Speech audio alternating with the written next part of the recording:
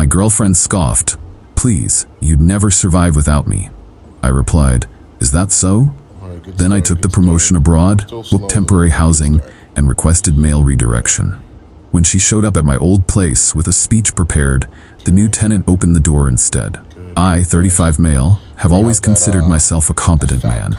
As a civil engineer for a massive multinational firm, I manage complex infrastructure projects that require precision and foresight. I can, despite what my now ex-girlfriend might believe, successfully match my own socks.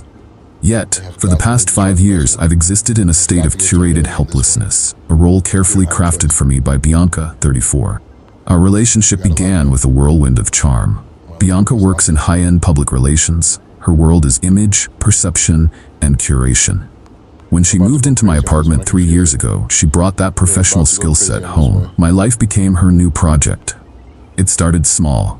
She'd pick out my clothes, sighing that my own taste was tragically pedestrian. She reorganized my kitchen, declaring my system logically unsound. She took over our social calendar, slowly filtering out my old comfortable friends in favor of her more vibrant and socially advantageous circle. Every act of control was framed as an act of loving improvement. She wasn't being controlling, she was elevating my lifestyle. She wasn't isolating me, she was curating our social brand. And I, a man who has always valued peace in his personal life over confrontation, let it happen. It was easier to cede control of the dinner plans or my wardrobe than to engage in the same circular argument every night. I was the classic frog in boiling water, slowly being cooked in a broth of condescending affection. The temperature rose so gradually that I had convinced myself the warmth was comfort. My one true private passion is building hyper-detailed architectural models. In a small spare room, I have a workshop where I've built replicas of the Golden Gate Bridge and the Sydney Opera House, complex structures requiring immense patience. Bianca called it my tinkering room, and the models my dusty little toys. She didn't see the skill.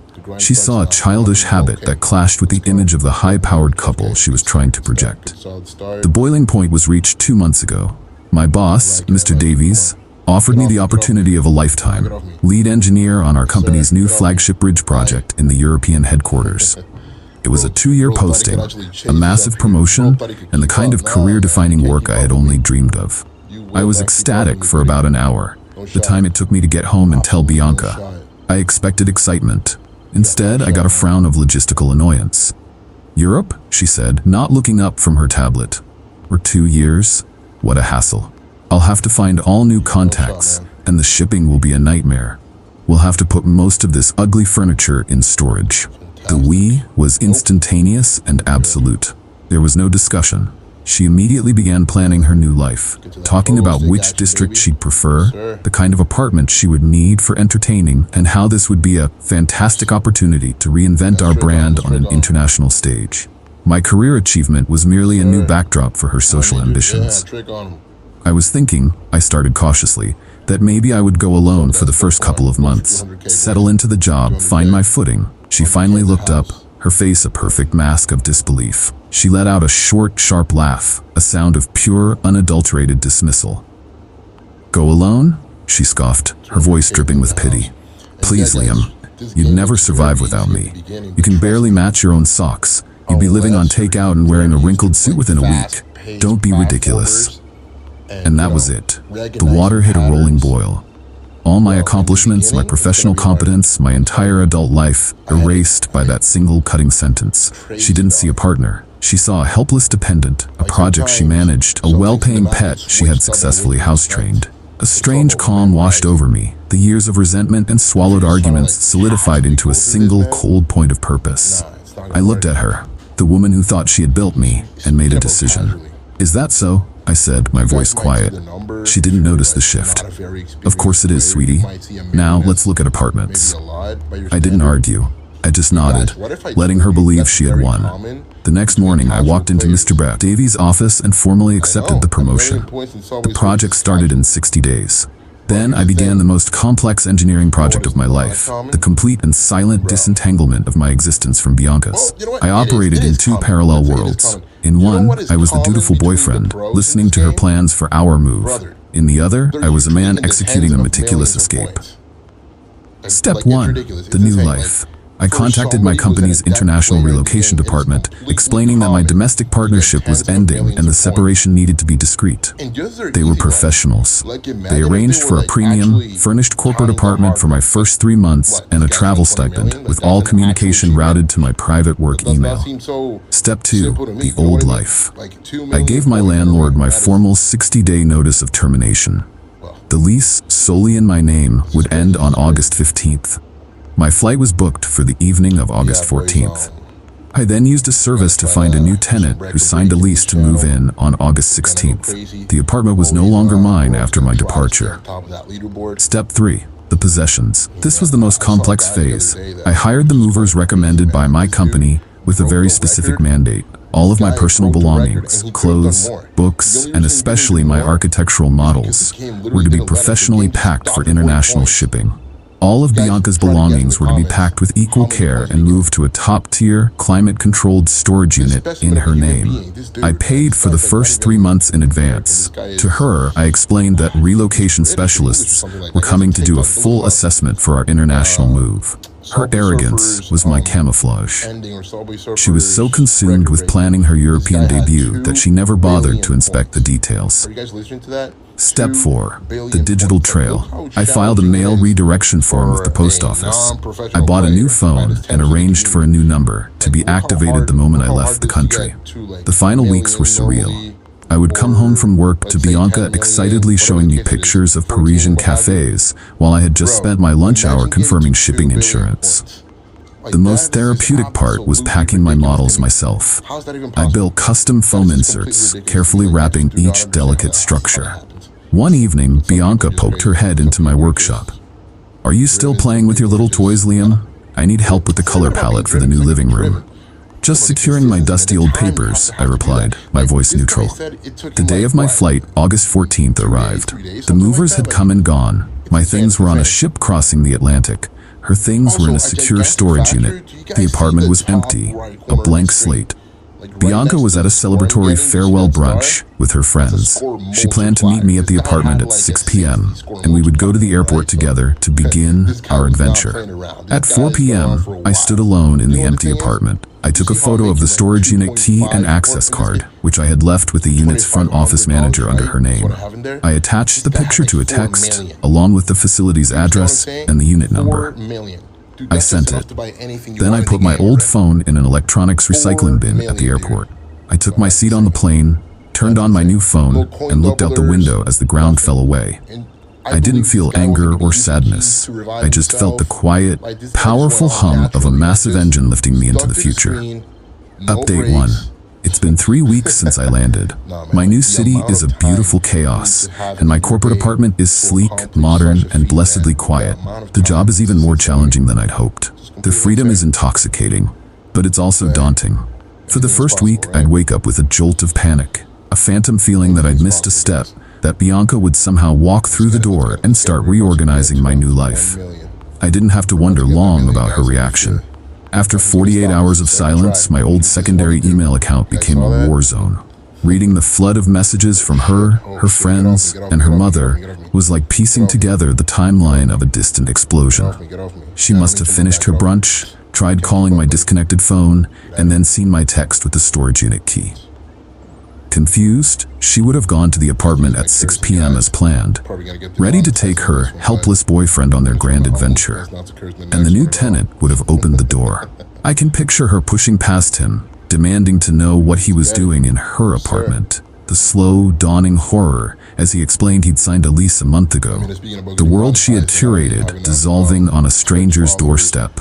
Her first email was pure, sputtering rage, demanding to know where I was and what I had done with her things. The messages that followed were a mix of threats, pleas, and accusations. Then came the emails from her proxies.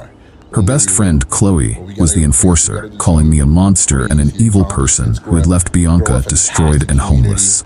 Her mother tried the guilt trip, writing about how this cruel behavior wasn't the boy she knew. But the real escalation, the dirty trick I had anticipated, came through my new HR department. My boss, Mr. Davies, called me into his office. "Liam," he said, looking concerned, "we received a rather distressing call at your old office.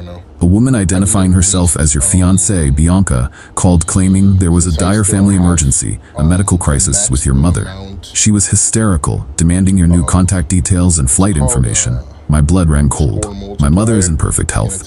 Thankfully, Mr. Davies continued, our staff followed protocol. Given your discreet relocation request, they flagged it as suspicious and refused to provide any information. They told her that, in a true emergency, they would contact me to relay the message. She hung up. I explained the whole situation to him. The controlling relationship, the "you can't survive without me" comment, my decision to make a clean break. He was professional and supportive, but the incident was a stark reminder of how far she would go. A few days later, a call came through on my new work phone from a number I didn't recognize. I knew I had to face it. Liam, it's Chloe. Her voice was sharp. You need to fix this. Now. Bianca is on my couch. Her life is ruined because of you. She can't even get her favorite clothes because you hid them. I took a deep breath. Hello, Chloe. There's nothing to fix. Bianca's life is her responsibility. She was a guest in my apartment, which I no longer lease. Her things aren't hidden. They are safe in a storage unit. She has the key and address. A guest? And she can't just get her things. She needs ID to get on the access list, and you didn't put her name on it. You psycho. An honest oversight. That was a mistake. I've already emailed the facility and authorized them to grant her full access. It's been handled. Handled? She scoffed. You blow up her life, and you think an email handles it? She gave up everything for you. What did she give up, Chloe? I asked. She kept her job and friends. What she lost was access to my apartment and my income. Let's be honest about what this is about. It's about you being a cruel, manipulative coward. Is it manipulative to accept a promotion? I countered. Is it cruel to leave a relationship where I was told I was incompetent? She made her opinion of me clear. I simply chose to act accordingly. I removed myself so she wouldn't have to carry the burden of managing me anymore. I paused.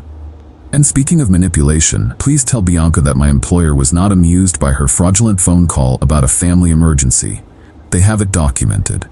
Any further attempts by her or by you to contact me will be referred to our corporate legal department as harassment. There was a stunned silence. She likely didn't know about that gambit. This isn't over, Liam, she finally said, her voice low. For me, it is, I replied. I'm building a new life here, one that I'm perfectly capable of managing on my own. I hung up. A few days later, a formal-looking email was forwarded from my company's legal team. It was from a law firm on behalf of their client, Miss Bianca Dubois. The war was moving to a new front. Final update. It's been 6 months since I moved. The initial turbulence has subsided, replaced by the steady, satisfying rhythm of a life I am building on my own terms. My apartment is no longer a temporary placeholder, but a permanent home. I'm excelling at the new job, and I've even found a local hobbyist group for model builders. For the first time, I have people to share my dusty toys with, people who appreciate the skill involved. The legal battle was the final, ugly chapter. Her lawyer's initial letter was a work of pure fiction. She demanded a 5-figure sum for emotional distress and wrongful abandonment. She demanded palimony, claiming non-existent career sacrifices. The most ludicrous demand was for half the value of my assets, which specifically named my collection of architectural models, described as valuable, co-owned art pieces. The hypocrisy of her trying to cash in on the hobby she had relentlessly mocked was breathtaking. I never responded directly. My company's legal department, which handles such matters for international employees, took over. Their response was a masterclass in calm corporate obliteration. Legal status, they pointed out that we were not married, had no joint assets, and no legal partnership. Her claims had no basis. The apartment, they produced the lease agreement solely in my name and the legal notice of termination. She was, legally, a long-term guest. Her possessions, they provided the contract for the storage unit, proving my care in preserving her property. The abandonment claim, they countered this with my signed promotion acceptance and relocation package, dated weeks before my departure, proving my move was a planned, professional step. The counterclaim. The final section was a formal complaint regarding Bianca's actions. They included a log of the harassing emails and a detailed account of her fraudulent phone call to my former office. The letter stated that any further legal action from her would result in the company assisting me in filing a formal complaint for harassment. The response was silence. A week later, my legal team received a one-sentence email stating that Miss Dubois was withdrawing all claims. Faced with a corporate legal department and a potential harassment charge, her bluff had been called. I heard about the aftermath through my sister Maya. Bianca had to pay her lawyer for his time. After the 3 months I paid for the storage unit, the expensive monthly fee became her responsibility. She eventually had to move her curated belongings into her parents' suburban garage.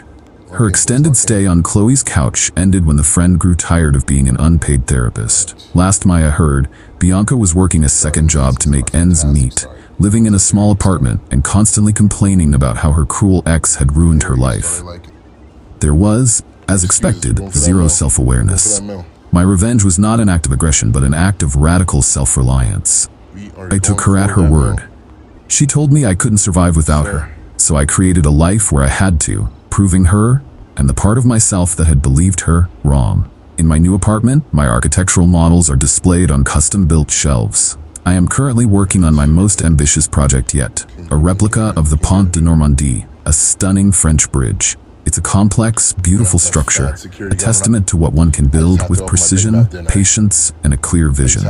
I don't hate Bianca. I feel a distant pity for her. She is trapped in an image with no foundation. She thought her greatest skill was managing me. In truth, her greatest skill was hiding that she couldn't manage herself. By leaving, I didn't just take away her lifestyle, I took away her project. And I gave myself back to myself. I survived. More than that, I am building something better, stronger, and entirely my own.